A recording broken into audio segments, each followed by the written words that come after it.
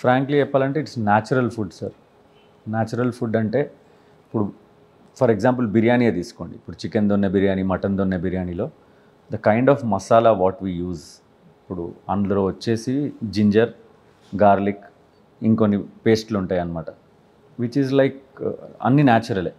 And అది కూడా in house చేసుకుంటాం. దాని తర్వాత కొన్ని స్పైసెస్ ఉంటాయి.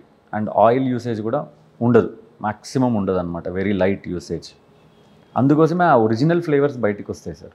దాంట్లో ఎటువంటి యాడెడ్ ఫ్లేవర్స్ కానీ, ఆర్టిఫిషియల్ ఫ్లేవర్స్ కానీ, కలర్స్ కానీ, సింథటిక్ కలర్స్ కూడా యూజ్ చేయం. మీకు ఇప్పుడు మన ప్లేట్లో ఎన్ని కలర్స్ ఆఫ్ ఐటమ్స్ ఉంటే అన్నీ న్యాచురల్గా తీసుకొచ్చినాయి బై యూజింగ్ ది రెగ్యులర్ ఇంగ్రీడియంట్సే, న్యాచురల్ ఇంగ్రీడియంట్స్తోనే. సో అందుకోసమే ఆ టేస్ట్ అనేది కంప్లీట్గా it is very safe for the stomach. మనం అందులో ఆర్టిఫిషియల్ ఐటమ్స్ ఏమీ యూజ్ చేయము కాబట్టి it is very safe for the stomach. Safe okay. Taste ఒక స్పెషల్ టేస్ట్ అంటే ఇప్పుడు ఎక్కడికన్నా ఒక చోటుకి వెళ్తున్నామంటే అక్కడ దోశ చాలా ఫేమస్ ఇలా ఉంటుంది, ఒక చోట వెళ్తున్నామంటే ఏదో రోజ్ మిల్క్ ఫేమస్ ఇలా ఉంటాయి కదా. ఆ టేస్ట్ ఏంటి, మీరు తీసుకొచ్చిన టేస్ట్ ఏంటి?